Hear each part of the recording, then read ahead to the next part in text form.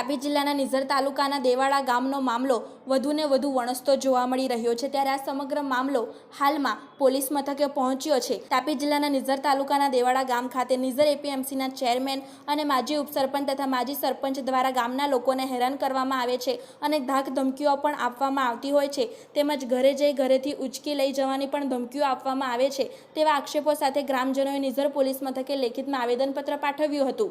તાપી જિલ્લાના નિઝર તાલુકાના માજી ઉપસરપંચ તથા નિઝર એપીએમસી ચેરમેન યોગેશ ચુનીલાલ રાજપૂત દ્વારા ભૂતકાળના સરકારી કામોમાં ગેરરીતિ આચરેલ હોય તથા સરકારી જમીન પર પણ ગેરકાયદેસર રીતે દબાણ કરેલ હોય તેવા આક્ષેપો થતા આવેલ છે।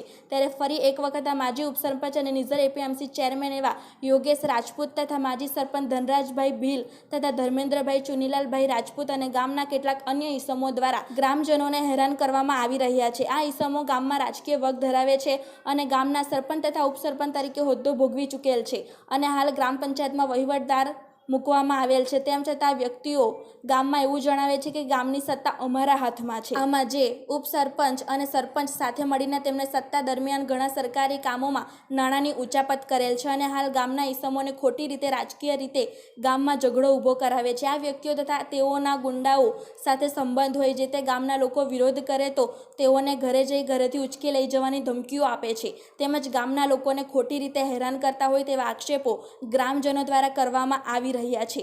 તેમજ આ વ્યક્તિઓ વિરુદ્ધ કાયદેસરનો ગુનો દાખલ કરવામાં આવે અને કાયદેસરની કાર્યવાહી કરવામાં આવે તેવી માંગ સાથે સ્થાનિકો દ્વારા નિઝર પોલીસ ઇન્સ્પેક્ટરને આવેદનપત્ર પાઠવવામાં આવ્યું છે। જોકે હવે આ મામલો આગળ શું વળાંક લેશે તે તો આવનાર સમયમાં જોવું જ રહ્યું। રિપોર્ટર કુંવરસિંહ નાઈક, તાપી સ્વરાજ ન્યૂઝ, નિઝર કુકરમુંડા।